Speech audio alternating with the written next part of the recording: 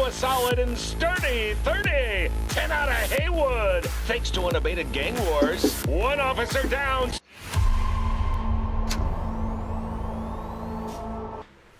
All right, thank you for joining me at How To Laptop. So we're looking at something a little different today, and that is a brand new game just released on PC yesterday, Cyberpunk 2077.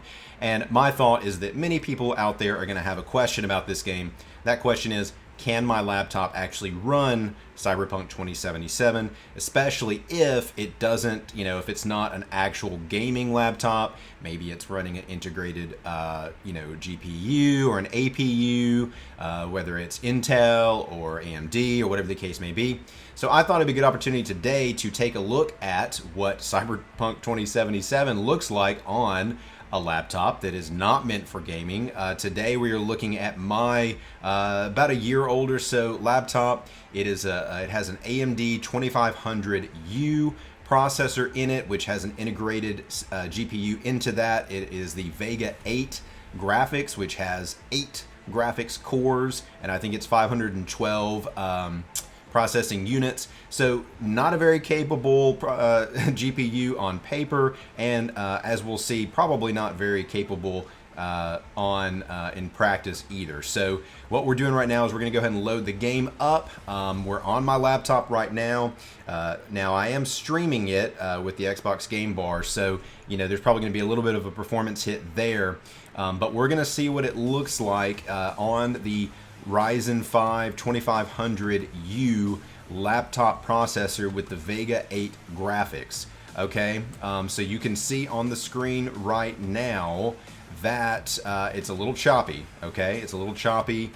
It's not running very smoothly. There's a lot of hiccup on the screen here. We're running at, low double-digit frames right now. I believe the average is something around 1520. We're on 1080p settings at the moment. I'm going to pull it up in a second and we'll change some settings around to see what we can do. So if you look here in the menu, we're right now we're at low everything. Okay, under the graphics, low everything. Everything is off. Everything is off. Everything is off and low. Okay, right now we have it on Fidelity FX, scaling down to a lower resolution. What I'm going to do is actually turn that off. I'm going to go back to video. We're going to scale this down. We're going to change this resolution down to,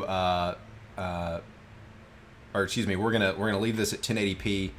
This is the 1080p without the resolution scaling down. Okay, so this is even slower. This is full 1080p resolution. Low graphic settings, everything's low, everything's turned off, but full 1080p is a slideshow, almost a slideshow. It's chugging along, the input feels delayed, everything feels delayed, everything feels slow, clunky, it's not responsive, unplayable. So let's take a look at the settings again. Let's go ahead and take it down to the next resolution down. Let's go with 1600 by 900. Okay, so 900p. We're going to go ahead and go back into the game, and you can see that it's a little better. It's a little better. It's a little smoother.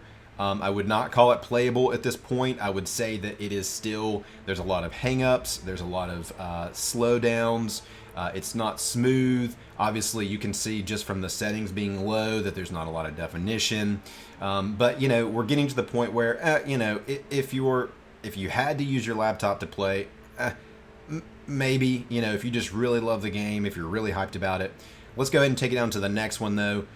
Let's go to 720. So we're going to go to 1280 by 720p resolution. Everything's still on low, everything on low. Now, we can actually get to the point here where we have decent frames. We're over 30 FPS on average, getting into that 30 to 60 in certain areas of the game. But the biggest problem is still the hang-ups, the slowdowns. Even though you get a couple of stretches where the frame rate is decent and you can kind of look around and do stuff, it's just not where it would need to be to actually play the game. Obviously, yes, it looks horrible as well, but even if it looked horrible, at least if we could say, okay, well, look, the frame rates are not bad. They're not as bad as maybe, maybe we're getting 30, at least rock steady FPS. 60 would be great. 30 would be okay if they were rock solid. Not working. I mean, you can see just looking around, there's still a lot of hangups on this. There's nothing else running on this laptop.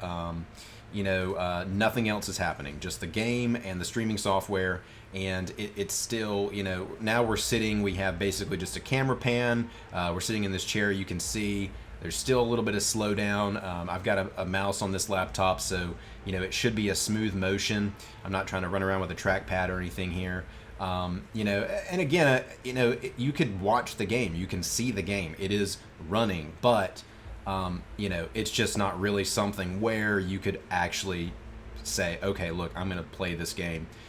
So, it is what it is. The minimum specs listed by Cyberpunk, the official CD Projekt Red group, very, very much higher than this current system.